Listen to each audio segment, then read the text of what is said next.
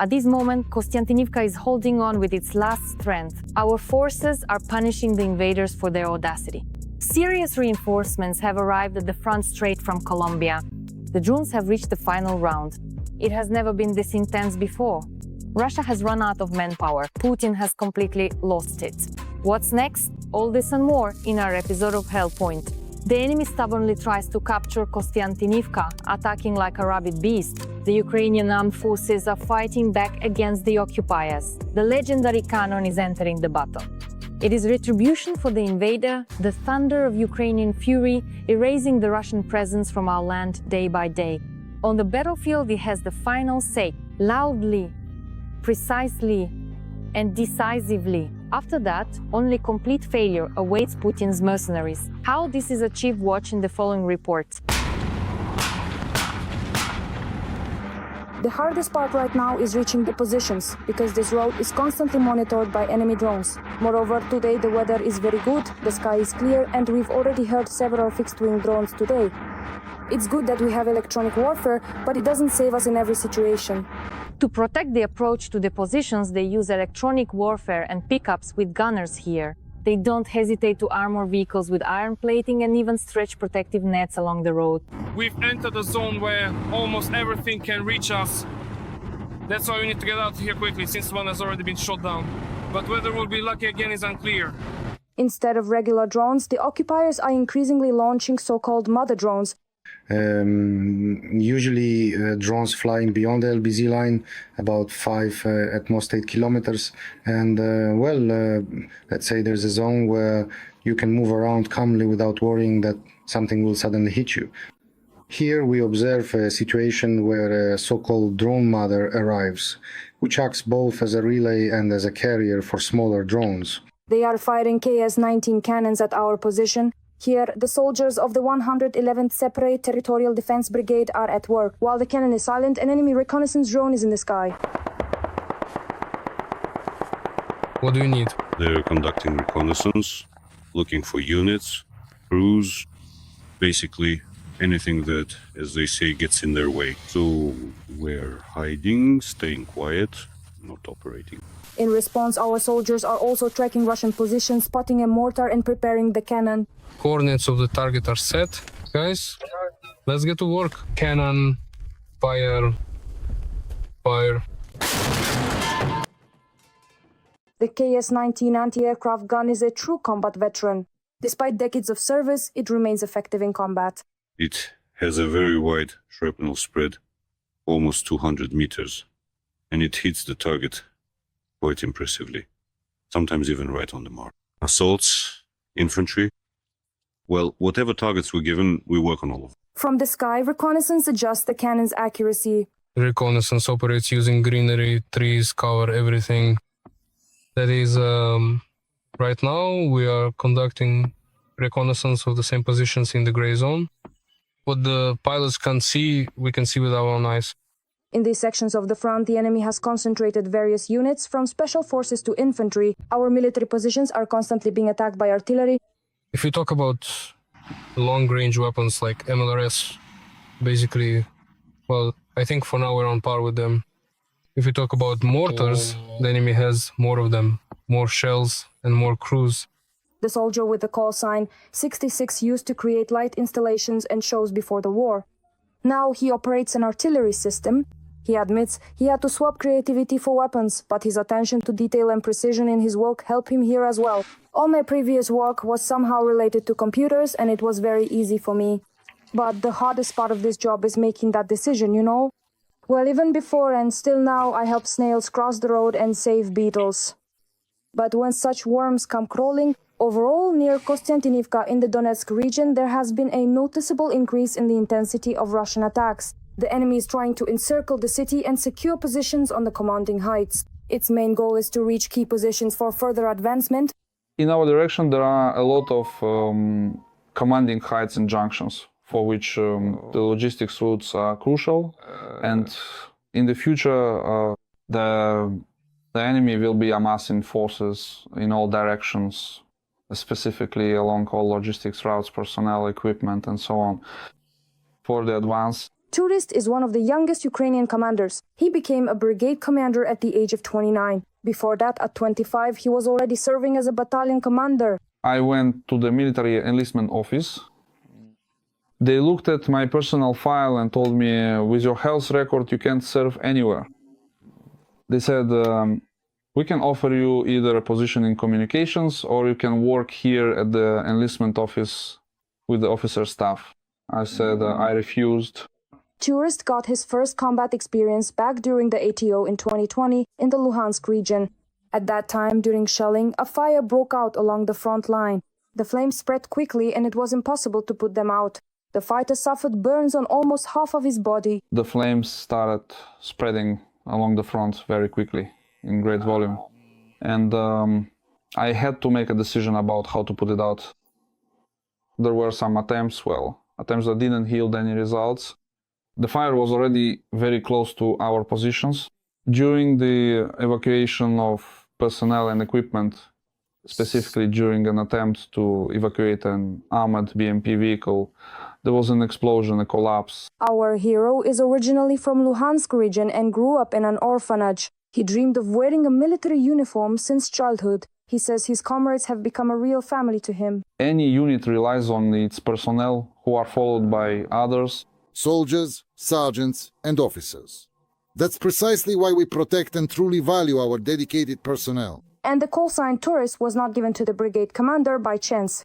During his service, the man has traveled almost the entire country, but now, after everything he has been through and seen, he dreams not of the road, but of his own home and a peaceful life. Ekaterina Kosmarova, Dmitro Pozniakov, Rada Television Channel, for the summary program Jedini Holovne. This has finally become known. Thousands of Colombian fighters have burst onto the front lines and are now mercilessly crushing the Russians. The first battles in the Sumy region have already been a real shock for the enemy. The armed forces of Ukraine have received unexpected but extremely powerful reinforcements. Putin's mercenaries are demoralized, fear in their eyes, chaos in their actions. The Colombian warriors are not just striking, they are preparing something truly historic. The front is ablaze at this very moment, and the fight against the Russian invaders is reaching a new level. What exactly is the foreign reinforcement preparing? The first details are coming up in the report. The Rook unit in the 47th Brigade is called the Colombian unit. The vast majority of its soldiers hold Colombian passports. While the new recruits from South America are training at the range, their more experienced compatriots are reclaiming Ukrainian land from the occupiers in the Sumy region. Right now, the guys from the Colombian unit are diligently practicing what they usually do on the front, leaning aggressively storming Russian positions. The positions are imaginary, but the bullets and grenades are real. On the real front line in the Sumy region, Latin Americans in Ukrainian uniforms have cleared several enemy positions and captured a number of trophies. The Russian language. No, I can't always expect that everything will go well, but I always hope in God, so that he can get me out of every mission alive. Formally, the unit is considered a company. In reality, there are already enough assault troops in it to allow for internal rotation if necessary. Some are fighting, some are resting, some are training. Can we talk about a specific number? How many did you bring into Ukraine? Look, We've already brought in over 1,000, actually closer to 2,000. Something like that. Hamlet, an ethnic Armenian, commander and organizer of the unit, never questioned whether there should be a foreign company in the 47th Brigade. He just went ahead and did it. The commander doesn't burden himself with other Hamlet-like questions either. they have their own motivation, their own personal interest. I didn't ask. I'm not interested. They're fighting, they're doing everything as they should. The rest doesn't interest me, whatever their motivation is. But that's interesting to us. What made people travel thousands of kilometers to come and defend Ukraine? Among the many reasons is the financial one. I am a proud Colombian, and I am currently 27 years of age. My military career as a professional soldier began in Colombia. I am doing this to help the Ukrainian people, as well as to help my family and secure an income for myself. Well, money is a very important factor, because we need money to meet our needs. And on the other hand, this kind of work is a calling. I enjoy doing this. But the reason for choosing this isn't just about money. For us, the enemy is Russia. Is Russia an enemy for you personally, or is it just a situational enemy? I consider it an enemy. I don't understand why this aggression is happening. When innocent civilians are dying, I grew up surrounded by violence, and I have also experienced bad things in my own country. Things that we Colombians are not proud of. We have already lived through war, and for us, picking up a weapon is completely normal. This is very common in Colombia. La violencia, a period of intense violence, that's precisely what this individual calls his brutal civil war, in which the established government fiercely fought against various communist groups. Most Colombian soldiers who joined the 47th Brigade believe that the guerrillas were supported by Russia. It has always been widely known and understood. Always, it has consistently and actively supported various illegal leftist armed groups. That's how it's always been. This guy from Peru has the call sign Stubborn. 15 years of service in a Peruvian Special Forces unit can't even be compared to what he saw in 8 months in Ukraine. Since this is a battlefield, you can't expect everything to always go according to plan.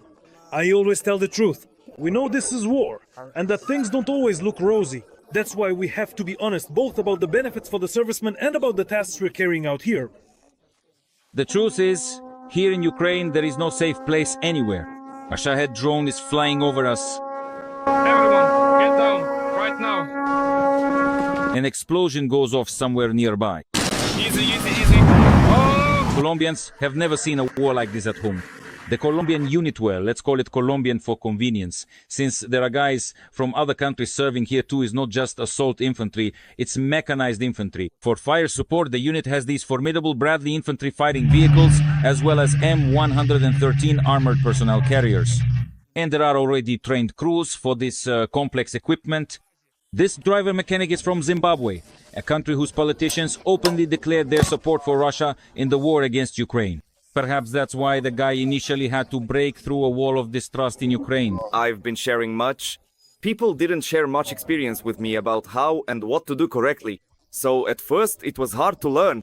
But in this unit, the attitude is unbiased and the commander here is a great person. He doesn't look down on people and gives them a chance to prove themselves. Give people a chance. Thank you, Commander with a capital C. You have no idea how much it means to me to know that you take me into account. May my God always bless you. Have a wonderful night. May you get some rest until tomorrow. Commander, well, that's just poetry. Well, my whole phone is like that. The Commander is confident that foreigners, especially Colombians, can become a significant resource for our armed forces. So we have, look, based on the applications we have, in a month, it's very easy to get at least 1,000 volunteers who want to come, at the very least. Just buy them tickets and they'll all come. In Colombia, attitudes toward volunteers are mixed. There is no specific law in the country that prohibits Colombians from serving in the military in Ukraine. However, left-wing politicians are slowing down such recruitment, citing international conventions.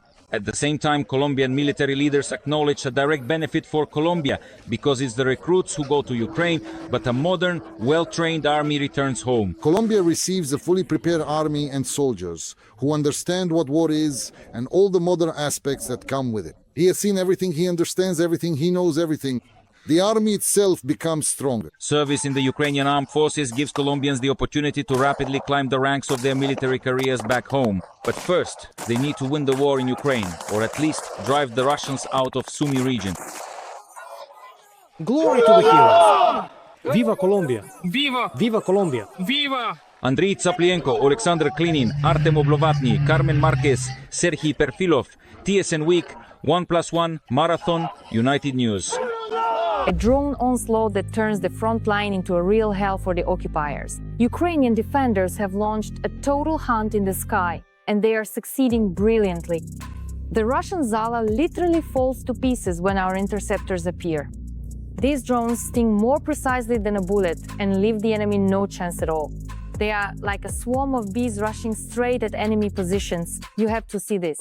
We're flying after the supercam. This is one of the most common types of enemy reconnaissance drones. There's no electronic warfare, right? No, the conditions are almost perfect right now.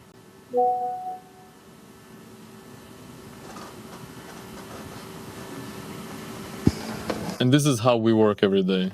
And that's essentially our entire job. Is this the second one you mentioned today?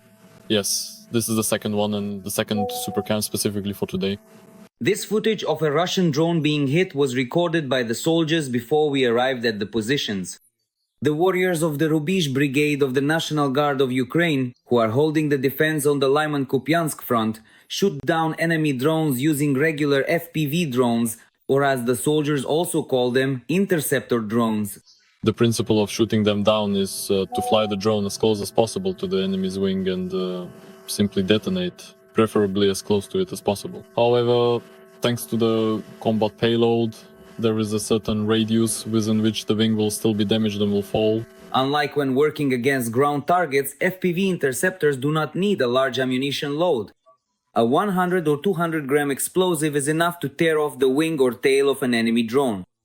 A small charge, a camera ray big battery, yes, so it can fly far and high. But shooting down an enemy drone isn't easy because the Russians are also learning in this war. And the fighters say it's not worth underestimating them. In our sector, the enemy mostly uses UAVs like Zala and Supercam. But lately, they've changed their tactics a bit, and with the help of the Zala UAV, they fly in at high speed, conduct reconnaissance, and then fly out at high speed. It's precisely because this drone can reach high speeds that it can catch up with the Zala. They often install a mirror. This is the so-called electronic warfare against the Zala Supercam, which, when approached, loses control, meaning either the video feed is lost and it can't be targeted.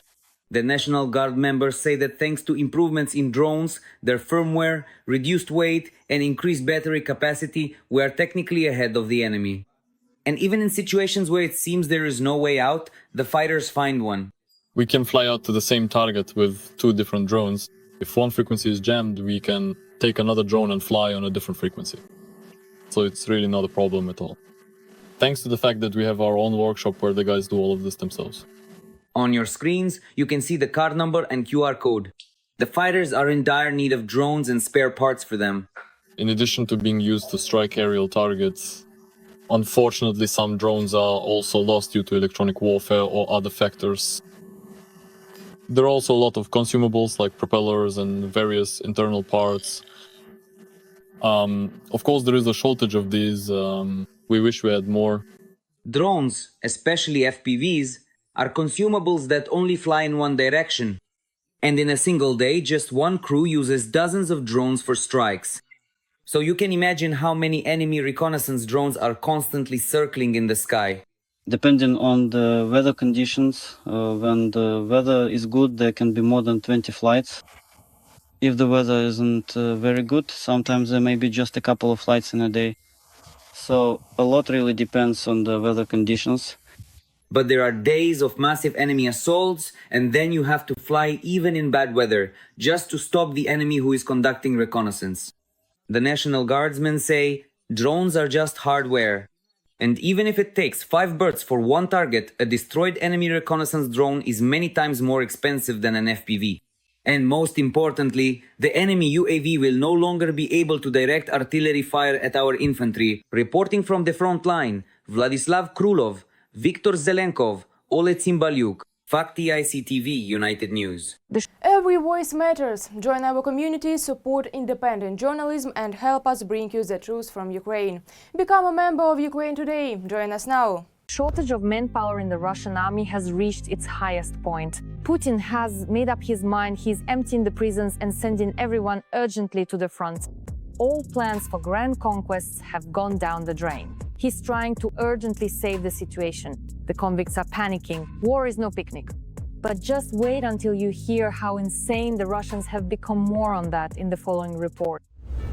Russian convicts are being recruited for the war in Ukraine through brutal beatings and torture. This was reported anonymously to the publication Siberia. This was reported to realities by the relatives of the prisoners themselves. It's no secret to anyone that penal colonies have become a magic wand for the Russian Ministry of Defense. The practice of recruiting for private military companies was started by the now deceased Yevgeny Prigozhin. No one retreats, no one surrenders. Journalists have calculated that he managed to recruit about 50,000 prisoners. Out of the 20,000 mercenaries who died near Bakhmut, 17,000 were from the ranks of former convicts. In 2023, the Federal Penitentiary Service reported that the number of prisoners that year decreased by a record 58,000 people. To ensure that the stream of those willing to trade their prison bunks for the trenches did not dry up, the Russian government quickly adjusted the laws to meet the needs of the Ministry of Defense. Since October 2024, it has become possible to sign a contract even at the stage of court proceedings, that is, before a verdict is delivered. In this way, investigators manage not to burden the penal colonies with new inmates and ensure the steady supply of participants for the meat assaults. A contract soldier, investigative isolator, cops. What did you choose? To serve your time or to go to war? To serve my time. The commander said I would go on a motorcycle. I said, how am I supposed to go on a motorcycle? The last time I rode a motorcycle was 2 or 3 years ago. He's already contacting me with the commander there via WhatsApp.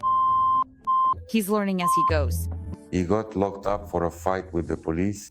He signed the contract on the 18th of December 2024. They didn't really ask much. I signed it. Well, they said they'd clear my record, and in a year I'd be completely free. Life will start with a clean slate. The scariest thing in war is when your own guys shoot themselves, and you don't know why or what for. And the headless ones lying there without a head, fools, you'd be better off serving out your sentence and not rushing anyone. There's nothing good here, and it's not all honey and roses. There's no more honey in the war in Ukraine. The system churns out political prisoners who can be recruited. It's been a year since the media reported that it's simply impossible for inmates to get out on parole. There's only one option, and that's a contract. And now his relatives say they're forcing him to sign it with batons. They opened the gates and hundreds of cosmonauts stormed the colony, beating everyone indiscriminately. If you so much as raise a hand, they accuse you of resisting. They beat the whole colony with batons along their spines, taking almost half to the front, even with broken bones. So some signed the contracts right there, while others were taken to Moscow. And on the way they say, well, when we get to Lefortovo, we'll cut your ears off. He signs the contract right away. They spread the word throughout the whole region. Of course, this is happening in every colony in the area. Well, if even in such a relatively easygoing place, where every act of violence happened for some real reason, you can imagine what's going on in some high security or special regime facilities. Journalists report that the situation in the colonies of the Volga region is not much different from that in the Tula region. On Friday, the FSIN, OMON, FSB, and even the regional FSIN from a neighboring region arrived. There were 100 people. They beat everyone indiscriminately. They immediately took 15 non-Russians for contracts, and half of them were taken to Lefortovo. On the way, they threatened to charge them with extremism if they didn't sign the contract. All Sunday, Russians were beaten one by one, summoned to the management, and had their phones taken away. If you refuse the contract, they beat you. After that, squad after squad is locked down because of escaped prisoners. There are about 10 left now. The Russian prison has become dictator Putin's magic wand. Thousands of convicts who don't need to be paid any enlistment bonuses. They can be sent to die without hesitation, and there's no need to worry about death benefits. Russian military aggression has allowed Russians not only to satisfy their imperial ambitions, but also to get rid of a significant amount of social ballast. She storms onto the battlefield, has swapped her grenade launcher for a tank, and now she's going to mow down the occupiers in droves. This defender stops at nothing. A powerful reinforcement among our ranks. Now, the Russian T-80 will be firing at its own, delivering a crushing defeat. More details about this in the following report. Just 3 weeks ago, 21-year-old Barney was destroying Russians with an anti-tank grenade launcher in the area of responsibility of the 65th Brigade Veliki Lu. Now she is the main gunner of a tank. 50 ahead, 32 left. Fire. Done. But I've wanted this for a long time. I've been asking for half a year already. Finally, it happened. I still can't believe, of course, that I'm already on tanks. Barney's commander didn't agree to the transfer for a long time. Andrei Kharchenko says that as an anti-tank grenade launcher commander, there was no one equal to her. She's an excellent SPG operator. She's the SPG commander and a very successful one. Women are simply incredible in war. But the soldier's persistence paid off. Right now, she's learning to be a gunner in a tank. This T-80, which Barney is training on, has been fighting on the side of good since 2022. Back then, fighters from the 130th Battalion captured it as a trophy during extremely tough battles in the Kharkiv region. In the settlement of Dementivka. This is one of the tanks that tried to destroy us and drive us out of that settlement. But it was the only tank that was damaged, because all the others were destroyed. This tank is not just a weapon, it's a memory. It's a weapon of revenge that fulfills its purpose. It's interesting, really interesting. You know, when you take their equipment and then use it against them, that's something else. The tank has been upgraded, equipped with anti-drone protection, and fitted with reliable electronic warfare systems. Barney is being trained by combat instructors who have destroyed the enemy in the Kharkiv, Donetsk, and now Zaporizhzhia directions. We worked on assault columns, but it wasn't just the tank in action. You could say the entire artillery was working. Dugouts withstood 125 millimeter shells, but they were destroyed very easily. The instructor with the call sign Kama says that Barney learns quickly, but most importantly, she already has combat experience and she isn't afraid to go out on missions. When she puts on the uniform, she stops being just a girl and becomes a serviceman. She doesn't get any special treatment, no pampering, no I have a manicure after lunch. She does everything very well. I would even say she understands and picks things up much better than most of the guys. The young female warrior of the 130th Battalion still has more training ahead, and after that, real combat practice on the Zaporizhzhia front. Kira Oves, Andriy Khupovka, Zaporizhzhia, TSN. 1+ the 1st of March, Aton, United News. That's all from me for now. I was with you, Darina Hotsakalo. Even more intense news from the front in our next broadcast. And in the meantime, don't forget to subscribe and hit the like button. See you soon.